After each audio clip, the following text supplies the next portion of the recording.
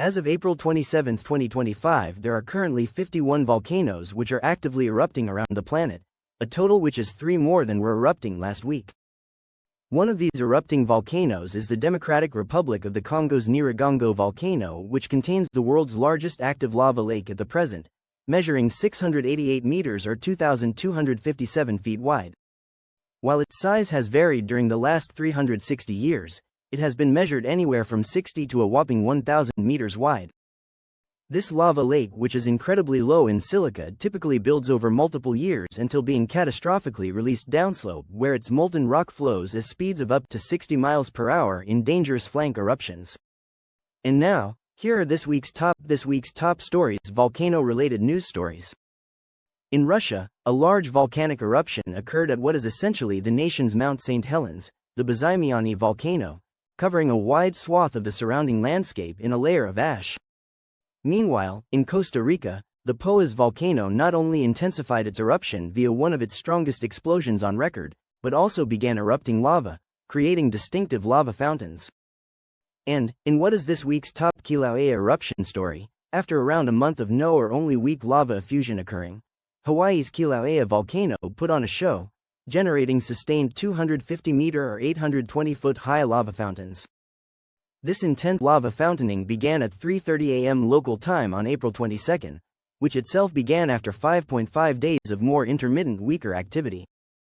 Both the north and south vents became active as expanding and rising gas propelled magma upwards, causing it to be ejected upwards to create the observed lava fountains. Just look at how much lava is actively being ejected every second. Across the 10-hour intense lava fountaining period, lava effusion would average around 139.4 cubic meters per second, enough to fill an Olympic-sized swimming pool every 17.9 seconds.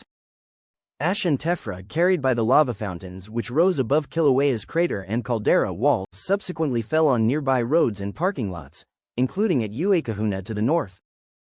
By the time this lava fountaining ceased, 60% of the 2018 caldera floor had been covered in a layer of molten rock, which subsequently began to cool. Since December 23 of 2024, Kilauea has been undergoing a fairly predictable episodic cycle of activity, with this likely to continue for some time. As a result, the 19th lava fountaining episode is most likely to begin sometime between April 29 and May 3 of 2025. Heading over to Costa Rica, the Poás volcano Poás eruption produced one of its most powerful historical explosions on record at 2:14 p.m. local time on April 21. This 10-minute-long eruption caused debris and volcanic bombs to rain down, which included incandescent material beyond its crater rim. The associated eruption plume shot upwards to a height of 4,708 meters or 15,446 feet. Subsequently drifting to the south and west, it caused ash to fall on multiple cities and towns, including the capital San Jose. The cause of this explosion was building pressure that prevented the vast majority of gas and pressure from being released for the prior 10 days finally being released. Eruptive activity at Poás has been progressively becoming more and more explosive since late February 2025, when I interpret that a new batch of magma intruded underneath the volcano. Poás's crater lake is now dry, and this allowed for something highly unusual to occur late on April 25. Lava actually erupted. In fact, multiple sustained lava fountains as part of strombolian explosions were created, which I estimate peaked at around 150 meters in height. Magma is now clearly at shallow depths in its magma conduit, meaning more strombolian activity is likely, with the lesser potential for an actual small lava flow or lava dome to form. Meanwhile, in Russia, a large eruption occurred, Bezimiany eruption, from what I call the Mount St. Helens of the nation, the Bezimiany volcano.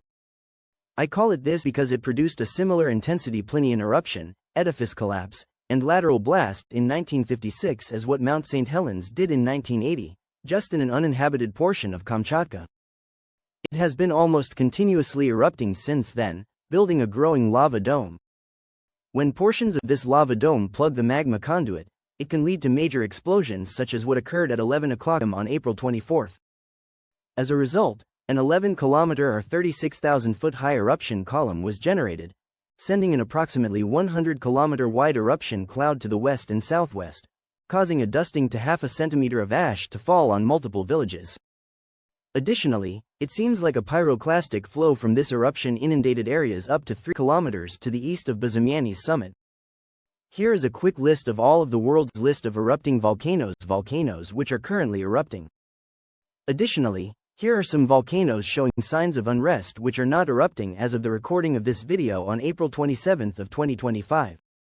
As a final note, I would like to thank this channel's patrons on Patreon and channel members on YouTube.